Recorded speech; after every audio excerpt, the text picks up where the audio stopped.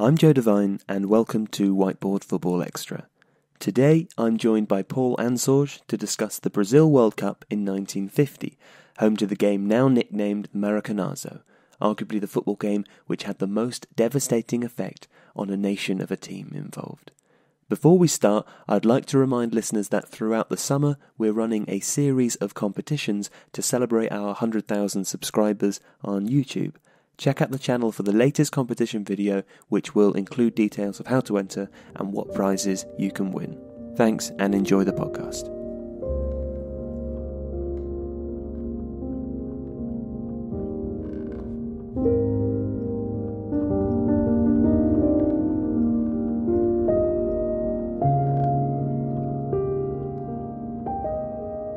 Paul, this particular World Cup, 1950, must have had a slightly surreal feel to it, being the first tournament since the end of the war, with countries like Germany and Japan unable to participate and other countries like Hungary choosing not to attend. It must have been quite a conflicting tournament in that regard, because obviously on the one hand it might be seen as a celebration and the world getting back on its feet after the conflict, but on the other hand it probably would feel quite surreal given the context only a few years earlier. Yeah, it's a really interesting thing to think about, isn't it? I mean, on one hand you have the complexities of international politics and how they affected this tournament, but on the other hand you also have the fact that there are a lot of minor controversies about various different teams and whether or not the World Cup would be taken particularly seriously. So 1950, you'd think that maybe England would have had a pretty good excuse not to join in 1950.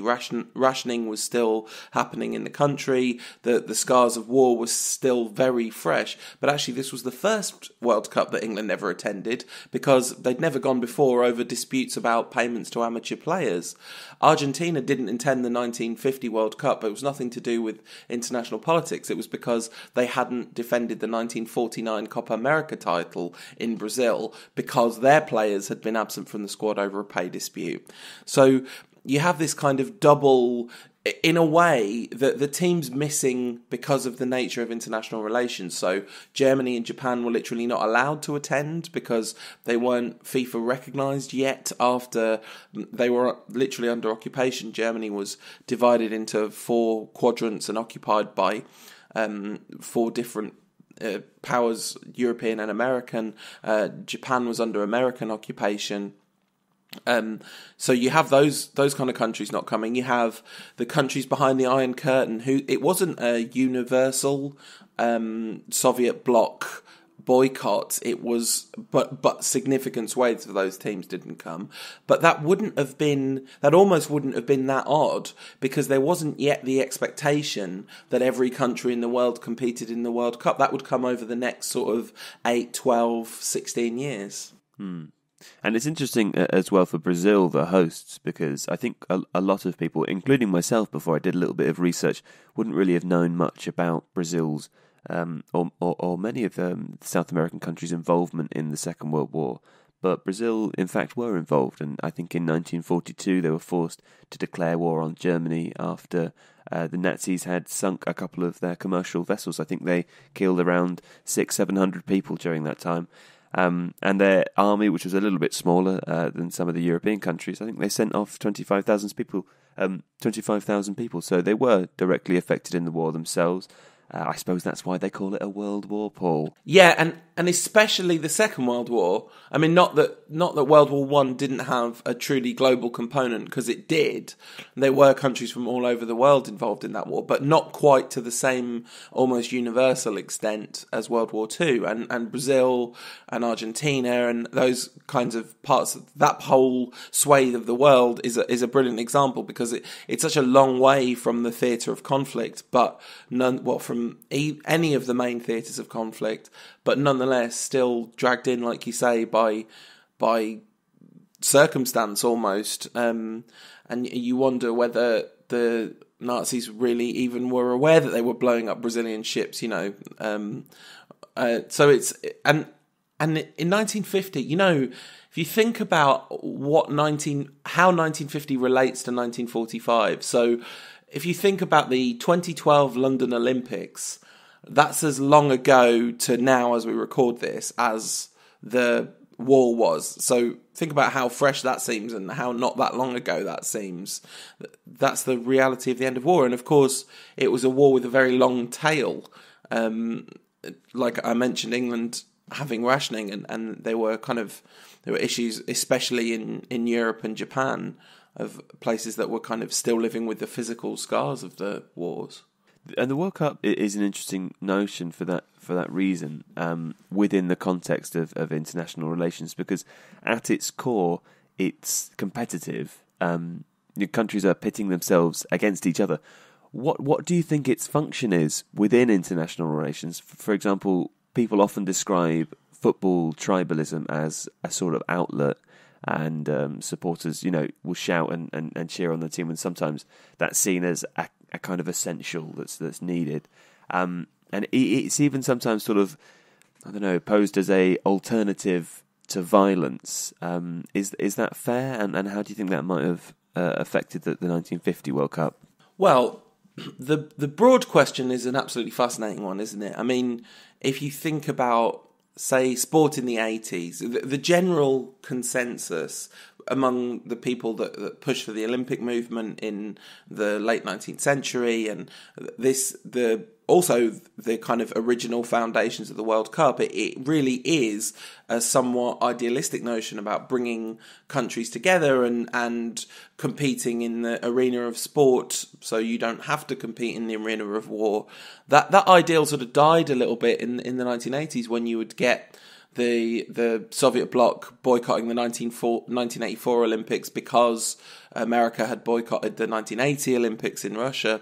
And in 1950, I don't think too many people were boycotting this specific World Cup because of politics, but there were definitely people who were putting their kind of political considerations before their sporting considerations. And now, the role of tribalism in football on a national scale is really fascinating. You see it played out. So one of the reasons that it's very unpleasant to go and watch England, it can be very unpleasant to go and watch England away now, in the here and now, is because a lot of their fans are kind of extremely nationalistic. A lot of the chants are very nationalistic, not in a kind of national pride way, but in a, no surrender to the IRA and all this kind of stuff that happens at England games. And really some really vile chants and all that sort of thing that happens. And then you see scenes like we saw in the 2016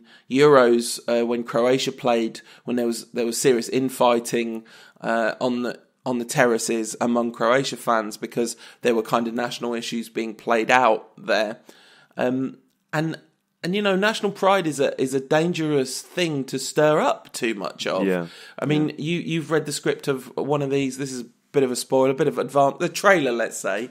But in a couple of weeks, people will see the one of these that we did about the 1978 World Cup, and that's a brilliant example of nationalism taking sport and using it to blind people to the reality of what's going on, essentially. So it can be like an amazing source of national pride. I mentioned the 2012 Olympics.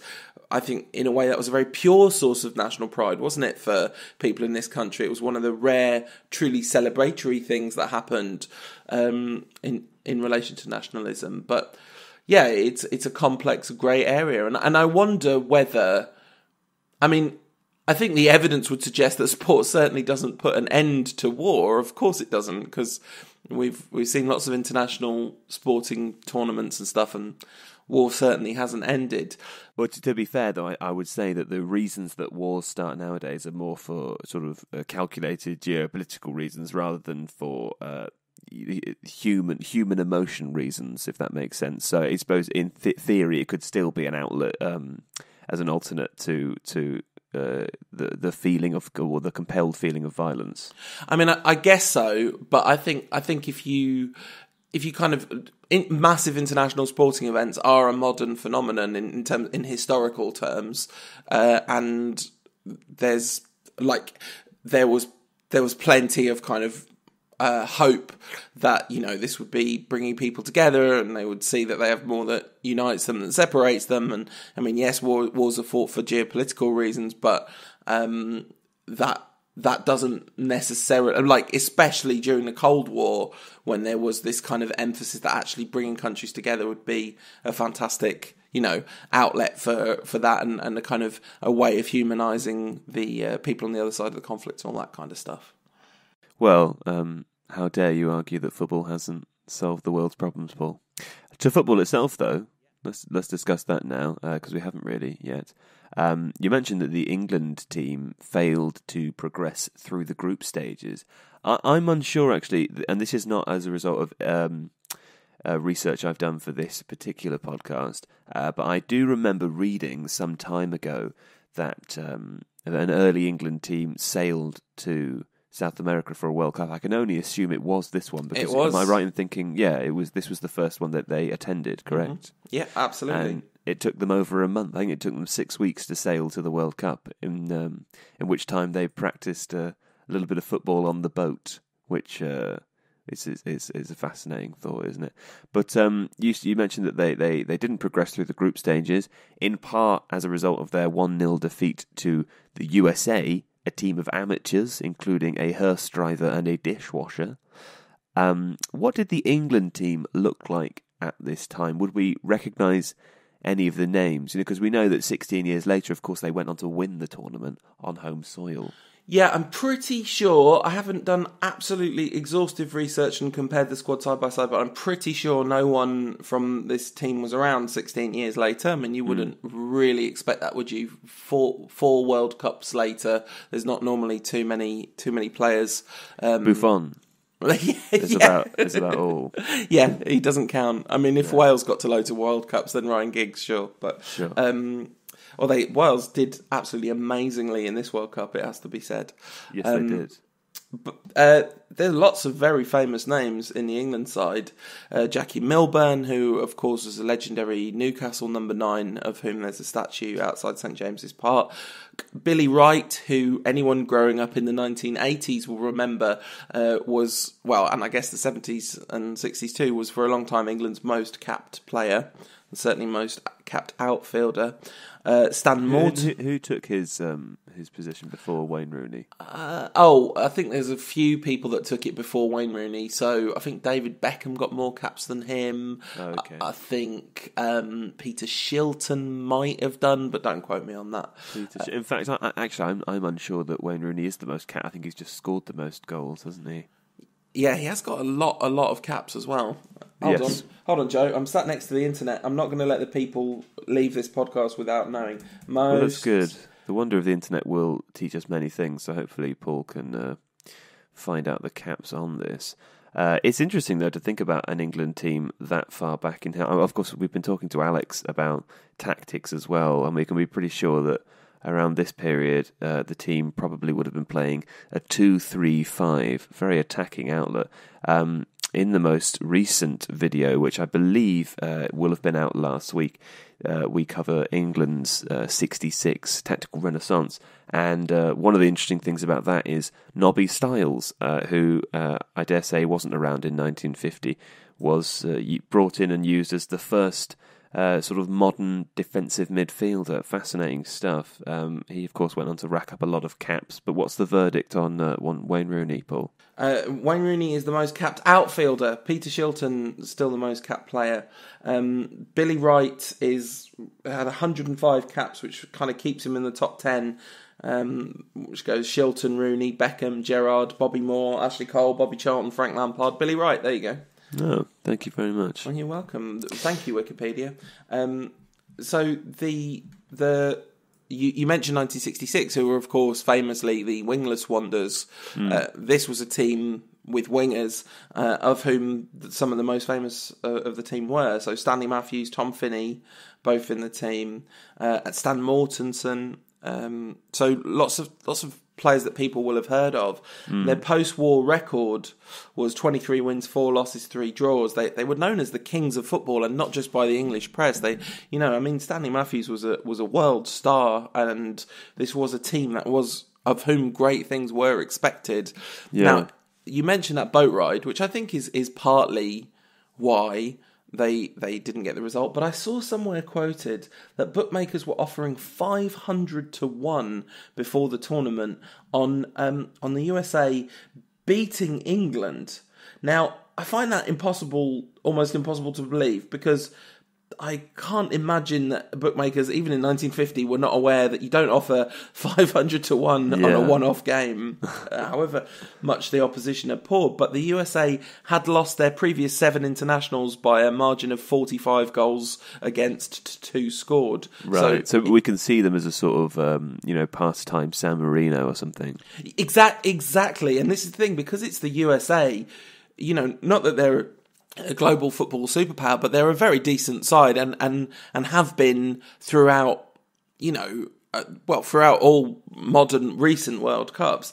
But this really was a team of kind of complete amateurs or semi-pros at best.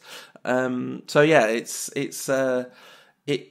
was and actually, Stanley Matthews didn't play in that game because he was rested by Walter Winterbottom, the England manager. You mentioned 1966. Worth saying, of course, that Alf Ramsey was in the squad for England in 1950 as a player. Fascinating stuff. Well, let's take it away from England and go to the Maracanazo, which is, of course, the nickname for the final game of the 1950 World Cup, in which Brazil lost unexpectedly, it's fair to say, to Uruguay. It's often discussed as a national tragedy, Paul. Indeed, you refer to it in the video as a bit of a psychological blow that would take the team of Brazil, that is, quite a long time to recover from. They were beaten 2-1 in Brazil, Uruguay outplayed expectations. And as you know, there were also things like there were suicides in Rio. The nation was devastated. Can this be compared to any other loss in the history of football? Of course, I'm thinking primarily about Brazil's 7-1 loss to Germany in 2014, which is another game often cited as perhaps their lowest moment in football. Yeah, and the fact that happened the next time they hosted a World Cup is kind of remarkable, really. There's definitely... It might have been at... No, it wasn't at the Maracana, was it? The 7-1, I don't think. No, it wasn't. But it would have been pretty incredible if it was. First of all, wouldn't be one of these podcasts, Joe, if I didn't talk about a mistake I made in the video. Go on then. Because I said that they changed their strip from blue and white to yellow after that game, but of course their strip was generally all white. They just played that final game in a change strip because Uruguay had the white and blue shirts that we still associate with them today. But An nonetheless, understandable error, Paul. Yeah, nonetheless, they did change their national kit on the basis of that game. They ran a competition to see who to get someone to design a kit for them. Well, that does suggest something of a psychological reaction, doesn't it? Because that's akin to, I don't know, me going out in the street and either being mocked or being mugged, and then me never wearing the same clothes again for fear that the same thing might happen. Exactly, and I described it as a psyche shattering, a blow which shattered the national psyche, and there were appeals for calm on the radio after that game. There really were reported suicides, which is a horrendous thought if you think about it. And I think the reason that the Maracanazo looms so much larger than the 7-1, although the 7-1 was horrendous for Brazil, first of all, by 2014, Brazil was a very, very different country, and there were large numbers of people that had campaigned quite vociferously for Brazil not to host a World Cup. So it didn't quite have that same completely binding universal effect that it had in 1950. And the second thing is, Brazil had already won the World Cup in their national psyche, much more so than in 2014, when it was, first of all, it was a semi-final, and second of all, there weren't amazing things expected of that Brazil side. In a way, you could say semi-final was perhaps performing above expectation for 2014, although the nature of their defeat obviously wasn't. But in 1950, they'd already won. So the fact that we could talk about the Maracanazo as being the World Cup final, but it wasn't. It was just the last game that was played in the second group stage, which the winner of that group would be the winner of the World Cup. In the first two group games, Brazil had absolutely smashed the two European sides that had made it into that final pot, whereas Uruguay had drawn one game and scraped a 3-2 win in the other. I haven't got the scores in front of me, but I think it was 6-1 and 7-1 to Brazil. It was 6 and 7-1. Right, so this was an absolute walkover. And then Brazil went ahead in that final game in which they only needed a point, and they'd been completely untouchable all the way through the tournament. And here were kind of, plucky neighbours Uruguay, who didn't really have all that much to offer, couldn't have even beaten Spain, So just the idea, it was a procession. It was supposed to be a procession, this last game. It was supposed to be a celebration of all things Brazil. And instead, it suddenly went really badly wrong. So I think the gap between expectations and reality puts the Maracanazo above pretty much any other football result ever in terms of its effect on the populace. Well, it's also written itself into Brazilian history and culture. At the moment, we're running a new series on the channel, and I should clarify that I'm not saying that our video has become an essential part of Brazilian culture. That's not at all true, Paul.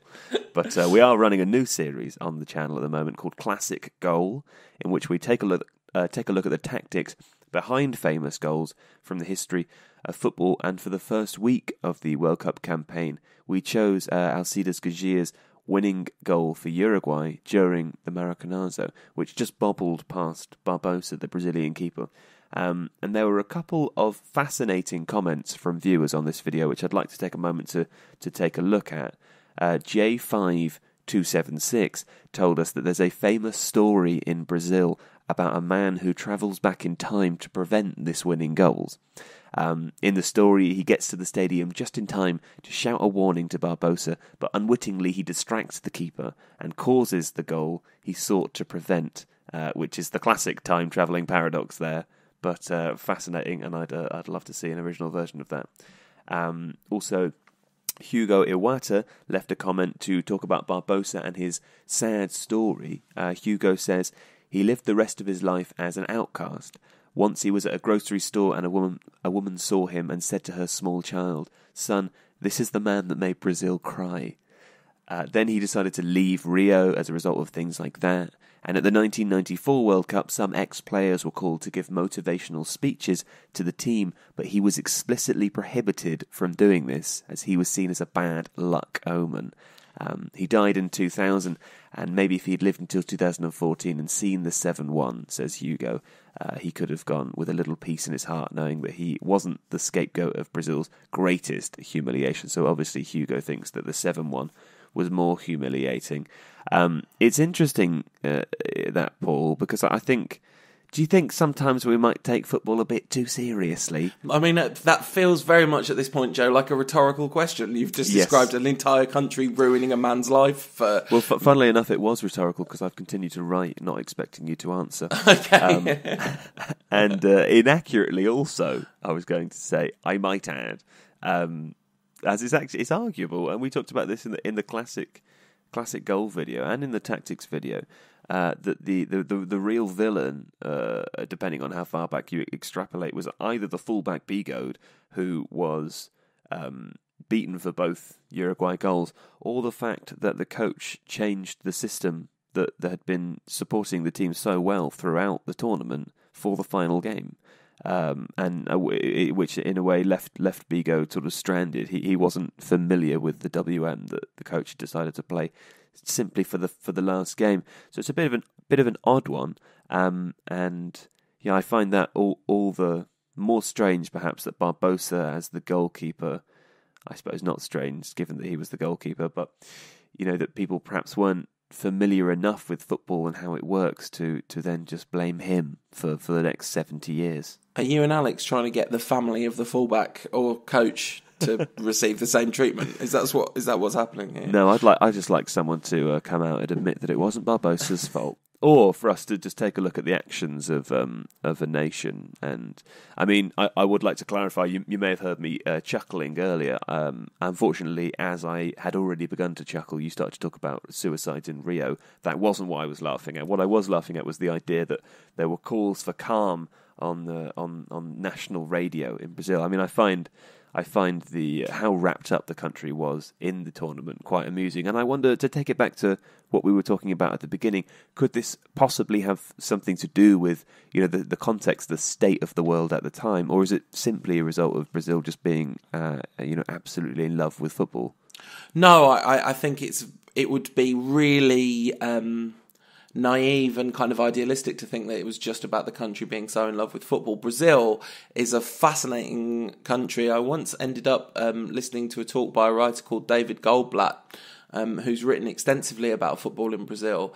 And he kind of cited basically Brazil's history kind of runs in parallel with World Cups, and things that happen at World Cups dramatically affect the future of Brazilian teams, and the kind of almost the style of play reflects what was happening in the country at the time and all this sort of thing. So Brazil and football are so...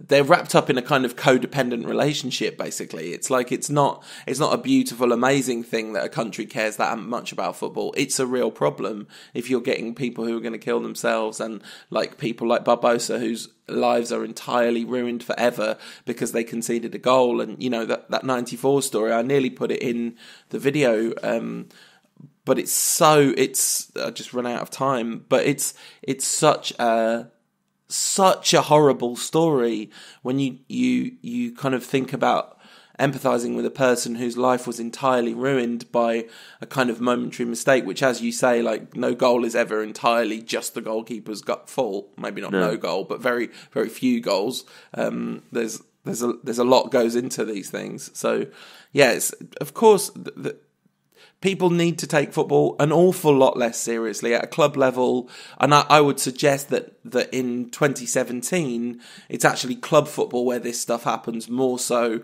than international football. But certainly in 1950, international football was an outlet for some pretty deep emotional forces.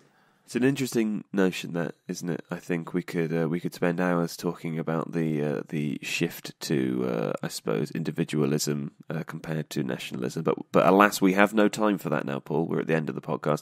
I would like to point out that it's interesting that you mentioned David Goldblatt, as I believe that one of David Goldblatt's books is actually the prize, or one of the prizes, that's going to be given out to viewers over the next 6 or 7 weeks as part of the World Cup competition that we're running. Joe, this is incredible. I would just like to assure the listeners that I did not know this until this very moment, so that was not a deliberate segue, but I'm glad to have offered you the gift of an easy transition into the close of the show, which I've now ruined by interrupting you. So. No, that's fine. This is just part of your clumsy style, Paul. Listen, I'm off. I'm not having that. But yes, of course, we're running, as viewers will probably already know, there was a video on the YouTube channel last week. There'll be another one today explaining how you can enter this week's competition. Last week's winners will have, I think there were 3 copies of Lutz van den Steel's autobiography, which we were going to give away. Very a hilarious read, I should say. So I think the winners of that should have been announced already. We're recording this before they've been picked, so I can't announce them on here. But there'll be another competition. I'm not entirely sure what the prize is for this week. I will find out, and in fact I may have already mentioned it at the beginning of the podcast, depending on where I am in time and space. But we are running it for the next 5 or 6 weeks. I believe a David Goldblatt book or 3 is one of the prizes for one of the weeks. So perhaps, Paul, you might wish to enter that week also. Can I not just get, because me and you... Thanks very much, Paul. Lovely to speak to you, and we'll speak to you again in a couple of weeks. Thanks, everyone.